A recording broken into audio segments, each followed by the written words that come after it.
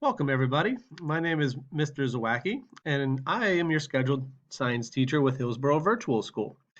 A part about getting started with this course, the first thing that needs to be completed is just the welcome contact to make sure that you and your parent are not only familiar with how this course works, but also are aware of what expectations need to be completed on a weekly basis with this course as well. In order to get started, if you can look at this screen, the first thing you want to do is go to www.flvs.net and log in with your username and password. Once you are logged in with the username and password that you set up when registering for these courses, you'll then go to your student dashboard, locate your course, and then click Course to enter. Once you have entered, you will see my announcement page where you will find my contact information, pace charts, lessons that are due, and links to make appointments with me. Now that you've entered my announcement page, you can now begin to see some of the basic information with the course that you are now taking. First of all, if you look at my general information, you can see my phone number that you can call or text at any time, my email address that you can use at any time, and my normal office hours of availability during the summer session of 2020. Also, if you look to the right, you will see that this is week 1 of 6, which includes June 2nd through 4th. And you'll also notice what is expected of either segment 1 students or segment 2 students this specific week. As you can see, segment 1 students will be doing the welcome contact along with 101, 102, and 103 with the lessons, and segment 2 students will be doing similar welcome contact with lessons 4.01, 4.02, and 4.03 as well. On the bottom of this announcement page, you can see a link to make an appointment with me, to schedule an appointment. This is used when you need to schedule for a discussion-based assessment at the end of each chapter. You'll also see a link to enter your pace chart to see what assignments are due each week and every week during your course session. If you're segment 1, you'll use the segment 1 pace chart, and if you're a segment 2 student, you'll use the segment 2 pace chart. There's also a link for live lesson recordings that go with your lessons that are made by myself that teach you a little bit more about each of those specific lessons. And then also a link to enter my virtual classroom during live lesson sessions. If you click on the segment 1 pace chart, your pace chart will load and show you as such. The pace chart is meant for a guide for you guys to follow on a weekly basis. There are 6 weeks total in the pace chart, starting with week 1 being this week, and a list of the lessons with the assignments that go with them that you are to complete.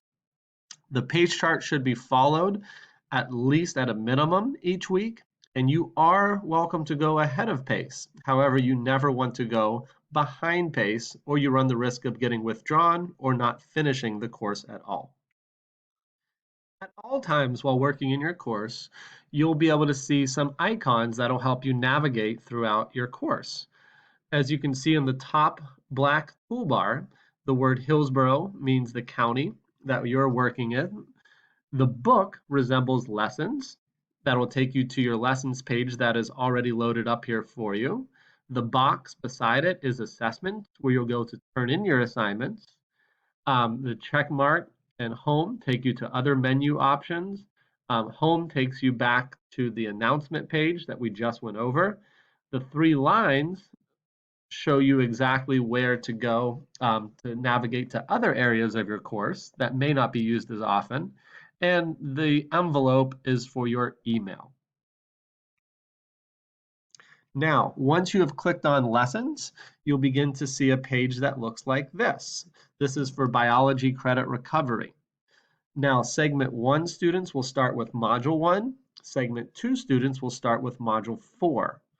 If you click on segment 1, module 1, you'll be able to see a pop-up box along with the different lessons that you can select. Just to show you an example, we will start with lesson 1.03. If you click on a lesson, similar things will pop up at the top of your screen. Note that there is a notes section The note section is to be used as your reference to take notes.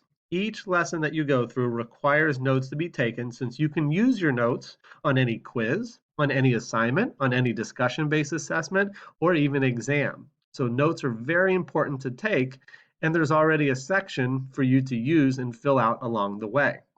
You'll also see a glossary for different definitions, and you also have the ability to print your lessons. If you look to the top right-hand side of this page, you'll also note that this lesson, 1.03, has 5 pages that you can go to and navigate through.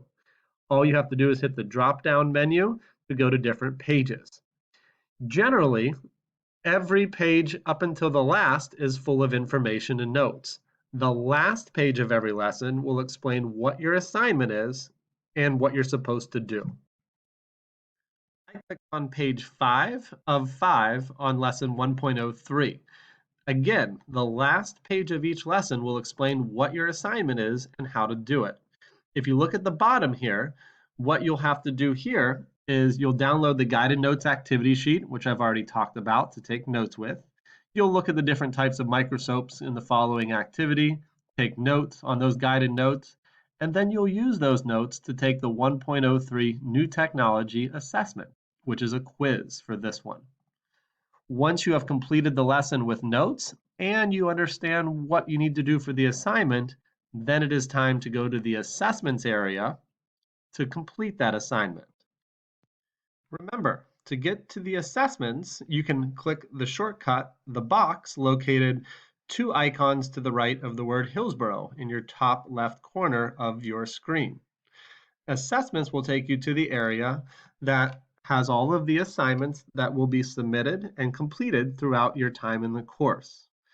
Here's what your page will look like once you have loaded it.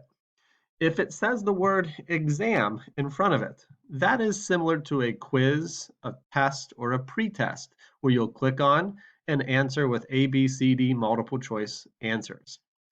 If it says assignment, that means you'll have to do something different. Sometimes assignments can be discussion-based assessments, where you and I will complete that assessment over the phone once you make an appointment when you get to that specific assignment.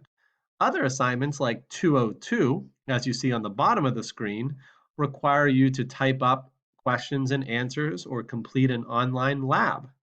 202 is an online lab that you will complete at home and submit the lab report. So generally, assessments look like this with your assessment page.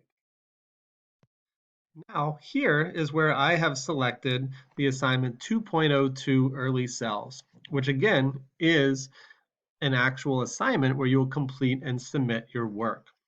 Once you have completed the 2.02 lab assignment, either on Microsoft Word or Microsoft PowerPoint, or any other way that you can type questions and answer the definitions for the lab report, then you go into this assignment where you can see and add student comments.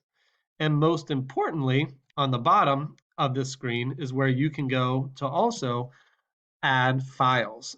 If you click the word add files, it'll show you different files that you have on your computer where you can actually select and then click open, where they will be dropped into this box. Once you see your file in the box, then all you have to do is click submit for grading and then submit for grading again, where the assignment will be submitted to me. This is how to submit assignments during your regular course. Finally, once you have submitted an assignment, it'll go directly to me to grade for you, whether that be an exam or an assignment or like a lab report or a discussion-based assessment. Once it has been submitted, if you click the 3 horizontal lines on your Hillsborough toolbar main menu and then click Gradebook, you will be dropped off in an area that looks similar to this. Your gradebook is where you and your parent can track your progress. You can see what assignments have been submitted, when they were submitted, and the points you got on them, along with your overall grade and overall percentage. So it is always good to check your gradebook, and you can also go into your gradebook to resubmit any assignments that you have maybe made mistakes on or would just like a higher grade. So your gradebook, by clicking on main menu and then gradebook, will take you here where you can check your progress, resubmit lower graded assignments, or just monitor for your success. That marks the end of this welcome contact. By the end of this, guys, you should know, first of all, how to log into your course, how to access your pace chart to see what you need to do each week, how to go to lessons and take notes, how to locate your assignment in the lessons. Remember, it's your last page of the lesson that tells you about your assignment, and then how to go to your assessments to turn them in on a weekly basis. Finally, you should also know now how to go to your gradebook to check your progress or resubmit lower graded assignments. That's it. So once you guys have seen this, please contact me notifying that you guys have done this along with your information relative to the course, and you will be marked off for the welcome contact. Again, this is Mr. Zawacki, and it is great to have you in my course.